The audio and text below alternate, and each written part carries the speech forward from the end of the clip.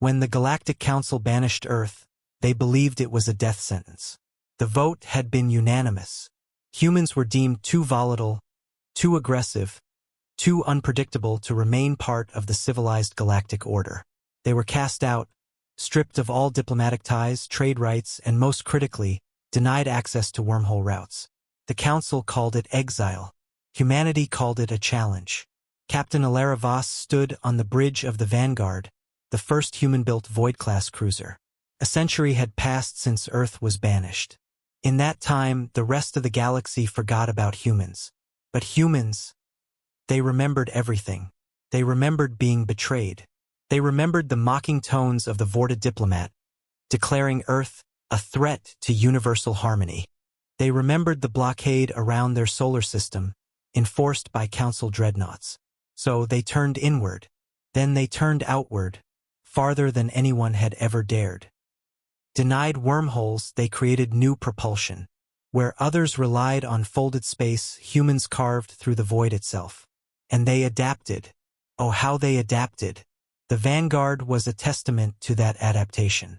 Sleek, black as the space between stars, it moved like a predator. It carried no insignia, only the faint etching of Earth's continents across its bow, a quiet reminder of origin. Alara's voice rang out, calm but commanding. Engage Darkfield. Set course for Hatterack's cluster.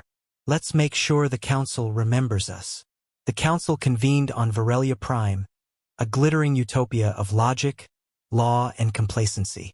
None of them had heard from humanity in over 70 cycles. Some assumed Earth had regressed into barbarism. Others believed the humans had perished. When the Hatterack's outpost went silent, no one suspected Earth. It wasn't until the fifth outpost vanished, its defenses bypassed, its records wiped clean, its station left eerily pristine, that the whispers began. The Council summoned an emergency assembly. Grand Arbiter Selvek of the Vorta stood at the center, his voice laced with concern. 5 strategic sites lost. No distress signals. No survivors. No trace.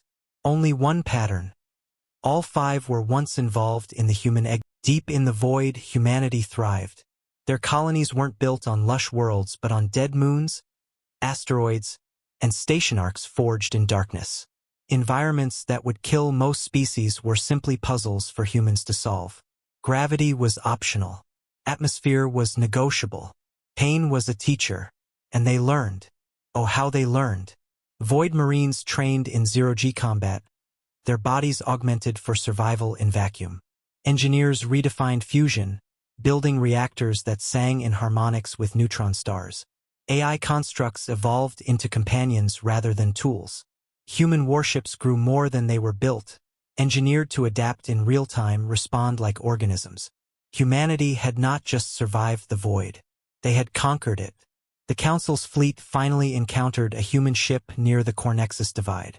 It was a diplomatic vessel, or so it seemed. No weapons visible. No escorts. Only a single message transmitted across open channels.